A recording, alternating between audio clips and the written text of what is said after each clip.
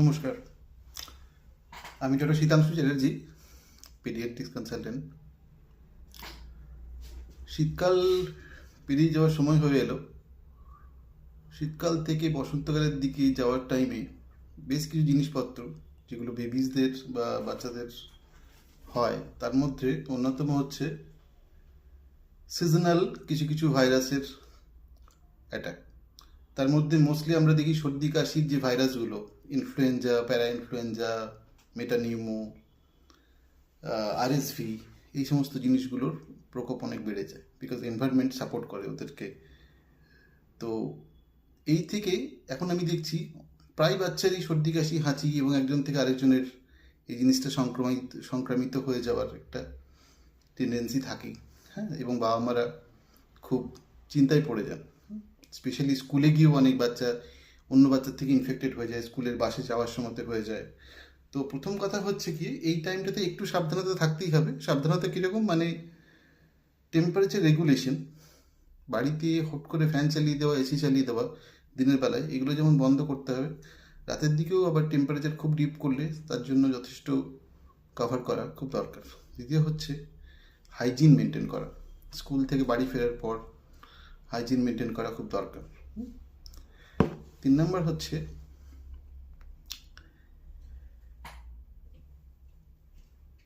যদি পসিবল হয় গার্গলিং করা, যেটা একটু বড় বাচ্চাদের জন্য স্পেশালি পসিবল। গার্গল করার অভ্যাসটা উইথ হেক্সিডিন বলে মাউথ ওয়াশ পাওয়া যায়, সেটা দিয়েও করতে পারে, বা নুন জল দিয়েও করতে পারে। তাহলে থ্রোটের ইমিউনিটিটা হাইজিন মেনটেন থাকে। 4 নম্বর হলো কি, মাস্ক ইউজ করা। বড় বাচ্চারা স্পেশালি যখন ক্রাউডেড জায়গায় যাচ্ছে বা বাড়িতে অন্য কারো ইনফেকশন হলে, আশেপাশে কোথাও হলে, সেখানে যখনই যেতে হচ্ছে তাদেরকে, তখন যেন তারা মাস্ক ইউজ করে। তাহলে অনেকটা প্রোটেকশন পাওয়া যায়। 5 নম্বর হচ্ছে যারা ফ্লু ভ্যাকসিন দেননি, যেটা ইয়ারলি একটা করে দেওয়া হয় প্রতি বছর 5 বছর অবধি সমস্ত বাচ্চাকে, তারা অবশ্যই নিয়ে নেবে। তাতে অনেকটা প্রোটেকশন পাওয়া যায় ফ্লু অ্যান্ড রিলেটেড ভাইরাস থেকে।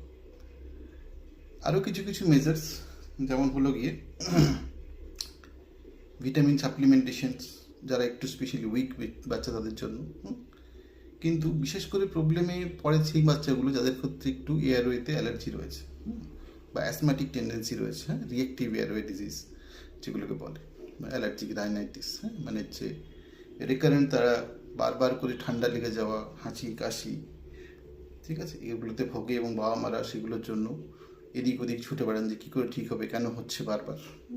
কিন্তু যেটা সবচেয়ে খারাপ ব্যাপার সেটা হচ্ছে গিয়ে এগুলোকে খুব হালকাভাবে নিয়ে অনেক বাবা মাই শর্টকাট কিছু কিছু রাস্তা অবলম্বন করেন, এবং কিছু কিছু ডাক্তারবাবুরাও হয়তো আন্ডার প্রেশার কিছু কিছু ওষুধপত্র লিখে দেন, যেগুলো কিনা একদমই এক্সপেক্টেড নয় বা লেখাটাও আনএথিক্যাল। তার মধ্যে দুটো জিনিস, একটা হচ্ছে অ্যান্টিবায়োটিক্স।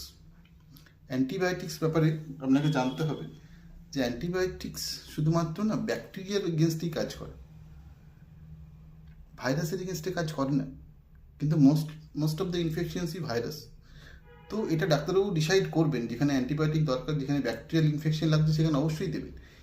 কিন্তু ঠান্ডা লেগে গেলেই অ্যান্টিবায়োটিক্স দিয়ে দেওয়া, বা বাবা মারা অনেক সময় প্রেসারাইজ করেন যে আমার ছেলে অ্যান্টিবায়োটিক ছাড়া হচ্ছে না, এই জিনিসগুলো একদম করবেন না।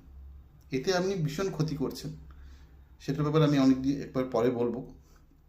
2 নম্বর হচ্ছে স্টেরয়েড। স্টেরয়েডে সিমটমসগুলোকে খুব তাড়াতাড়ি কমিয়ে দেয় এবং অ্যাপারেন্টলি একটা ভালো ইমপ্রেশন ক্রিয়েট করে, যেটা হয়তো দেখলে বাইরের থেকে ঠিক লাগলেও রিকারেন্ট স্টেরয়েড এক্সপোজার, যেখানে স্পেশালি নট ইন্ডিকেটেড, সমস্ত বাচ্চাকেই সর্দি কাশি একটু হয়ে গেলেই স্টেরয়েড দেওয়া একদমই ঠিক নয়, কারণ ওটা একটা শর্টকাট নেওয়া। আপনি একটু ওয়েট করুন, একটু পেশেন্স রাখুন। ওর বডির ইমিউনিটি একটা ডিজিজের সাথে ডিল করছে। আপনি শুধু নজর রাখুন যে ওর খাওয়া দাওয়া কেমন আছে আর অ্যাক্টিভিটি কেমন আছে।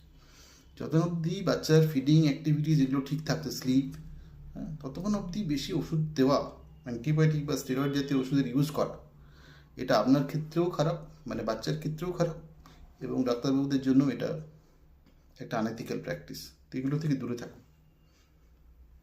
নমস্কার।